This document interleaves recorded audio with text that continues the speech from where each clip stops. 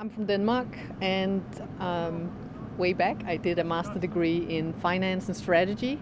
And as I was doing that, I got my first job at Carlsberg, the beer brewery, and that just happened to be within the sponsorship department as a student job. And once I got into that, I was hooked. I was okay, all the finance, that's all good. I'm never going to be an investment banker. This is where my passion lies.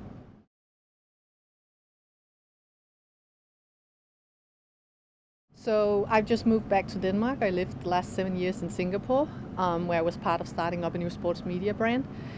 I moved back to Denmark for a position with the local organizing committee for the Ice Hockey World Championships 2018. So I just joined that, and I'm head of marketing and sales.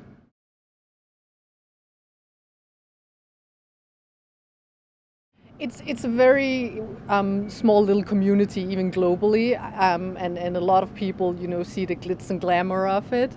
I would really say, as with anything else, be willing to work hard. Be willing to start at the bottom if that's what it takes, and work your way up, because there's a lot of people who wants to do this. And then find yourself a really good mentor.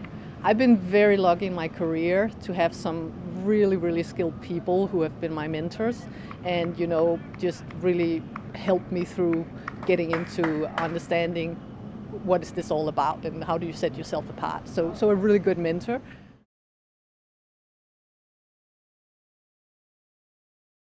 I would say, the challenge is really, it's high competition. There's 10,000s and millions of people out there who wants this position that you're trying to get, because again, people see the glitz and glamour. Who doesn't want to work with, Premier League or the Olympics? So all I can really say is work hard. Like, don't be afraid to just get in there. I worked with one girl who basically contacted our organization again and again for almost a year, and in the end she said, look, I'll come in and work for free. And then once she was in, she worked her butt off to prove herself, and that's the barrier you have to get past.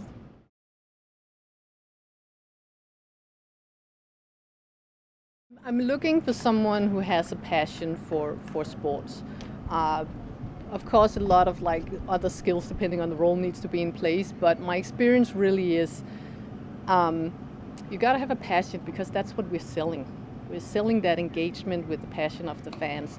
And if you don't have that for sports, then it's really hard to go out and understand how do you connect with the fans and how do you speak to them in the language that they speak.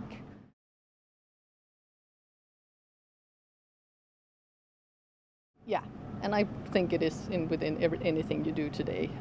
But as I said before, I think this is an industry that is even on a global scale. It's quite a small little family. I at least is my experience, and everyone wants to get in on that family. So yeah.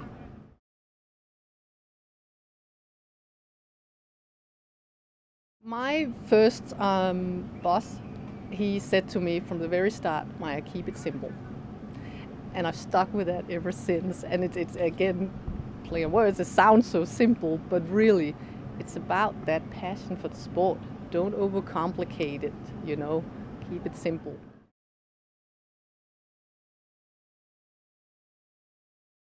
You have to be visionary, I think.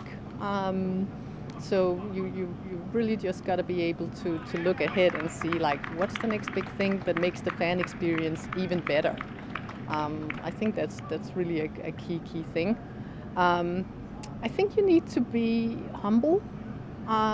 It's all about respecting the athletes and the fans. If you come in with too much of an ego, I think you'll miss out on all the things you can learn from the people who do the sport, the athletes, but also especially from the fans.